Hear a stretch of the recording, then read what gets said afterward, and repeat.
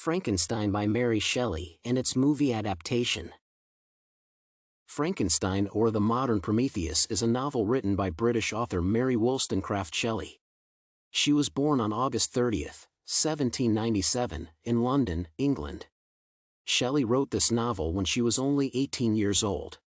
She died in 1851 at the age of 53. The first edition came out anonymously in London in 1818. The novel contains two major genres of literature, Gothic and science fiction. The novel is infused with some qualities of the Gothic novel and some from the Romantic movement too. The subtitle The Modern Prometheus refers to a figure in Greek mythology who was responsible for a conflict between mankind and gods. To save the people, Prometheus stole Zeus's fire from the sun, for which he was severely punished. Victor Frankenstein can be seen as the modern Prometheus. It also points to a warning note in the subtitle against the overambition of the modern man and the impacts of the Industrial Revolution and French Revolution, containing both enormous assurance and potentially recognized horrors. At the time this novel was written, a debate between scientific discoveries and traditional religious and metaphysical beliefs was starting to bud, and the ethics on how far men should pursue to fulfill their desire for knowledge, which was possibly in Shelley's mind too while writing this science fiction. Frankenstein is a Gothic novel with a lot of mysterious disappearances and supernatural occurrences. For example, the main protagonist is shown to be a solitary character with an egocentric nature.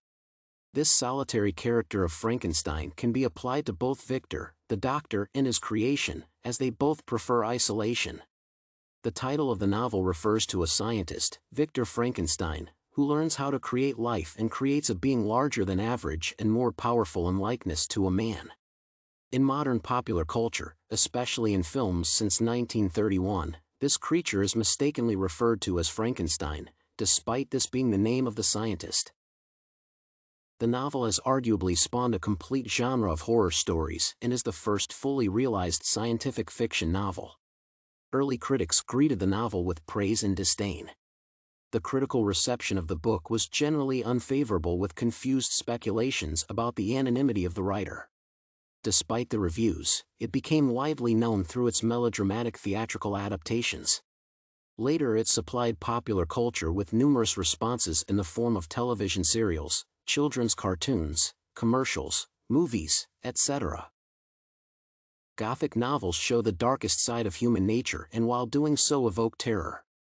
Mary Shelley has explored the marvels of discovery and achievement, some of which were a prospect of future technology at that time. Some of the most recent technologies of that time were used to create Frankenstein. She has replaced the fire of heaven with electricity. The discovery of galvanization is indeed the process that animates Frankenstein's monster. This can be considered one more reason for the utter popularity of the book. Young Frankenstein, directed by Mel Brooks, is the scariest comedy of all time. The film is an adaptation of Mary Shelley's Frankenstein, produced by Universal in the 1930s. It is the grand though affectionate parody of the Frankenstein movies. It is surely the best farce with an archetypal monstrous storyline. It had wonderfully crisp black and white cinematography. He has created an old monster film effect in the film, with all scenes shot in spectacular black and white camera work and outdated film ratios. It ranges from slapstick and farce to dirty, bawdy humor to irreverent satire. Why Mel Brooks thought of formulating a comedy movie out of serious horror fiction can only be best answered by Mel Brooks himself, but we can assume that he wanted to create a parody of the horror flick of all time.